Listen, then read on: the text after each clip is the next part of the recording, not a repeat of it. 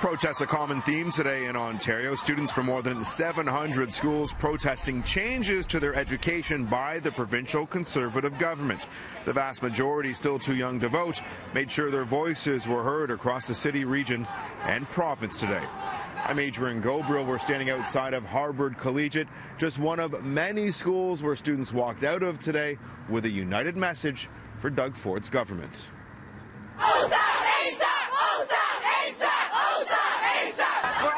Standing here today saying that we're not going to have it. This is our education. You haven't been to school in 25 plus years. We're all like losing bits of our future if these regulations go through. This was the scene at 1:15 p.m. today when students at Bloor Collegiate Institute swung open the doors.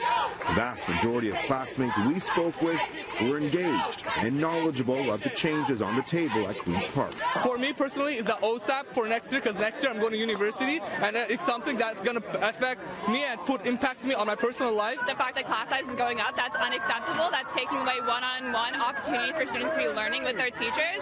Even elementary school students from Dovercourt Public School came out with their parents to support Toronto teens walking out of class. Kids deserve the education that we need. Sadie, why is it important for you to be here today? Well, we don't want, if more kids come into our class and then less teachers are there, it will be harder for the teachers to teach and the kids to learn. Everybody goes to school. I bet you've gone to school, you've gone to school. We need these things for our lives and our livelihood. In Mississauga, more than 100 students walked out of Meadowvale Secondary School and hiked over an hour to Conservative NPP Nita Tangri's office in Streetsville. Staff at the constituency locked the doors on the students. Not welcoming, no, and it was sort of saddening that that's our MPP that we have to look to in our Meadowvale. No, we couldn't even talk to Streetsville area. Yeah, that's the person that we have to voice our issues to, and we're not being heard. Among the issues on the table is an increase in class size of about 20%.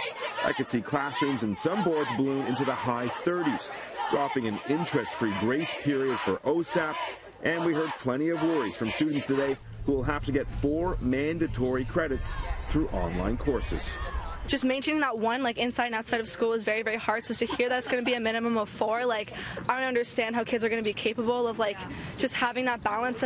Inside Queen's Park today, Doug Ford alluded to the protests being organized by the teachers union.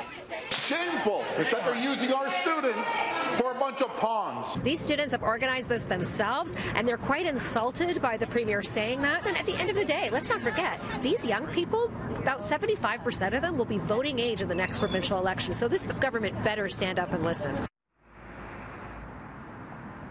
Will anything change, though, following today's protests, and how can the students ensure that they have the government's attention? A little later on City News at 6, we'll be speaking with Ryerson University Professor Dan Horner, who will weigh in. And we're outside of Toronto's Harvard Collegiate, just one of hundreds of schools today where students streamed out with a strong message for Doug Ford's government. Though, were the Conservatives receiving the message today? Will anything change? Well, earlier we spoke with Ryerson University Professor Dan Horner, who says one way to make change is to ensure today wasn't just a one-off.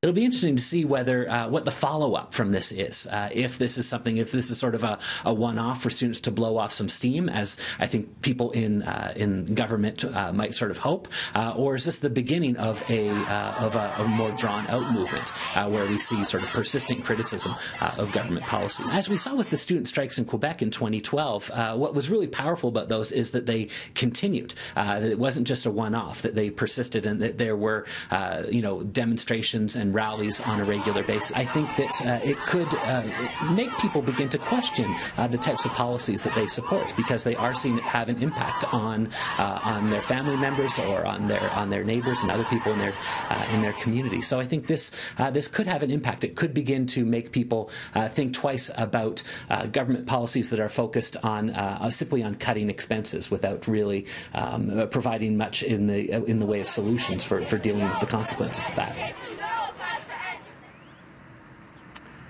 Horner adds that if there is sustained pressure by students, that some of their parents who may have voted Conservative or who may live in a blue riding might stop and think, and it could impact how they vote during the next election.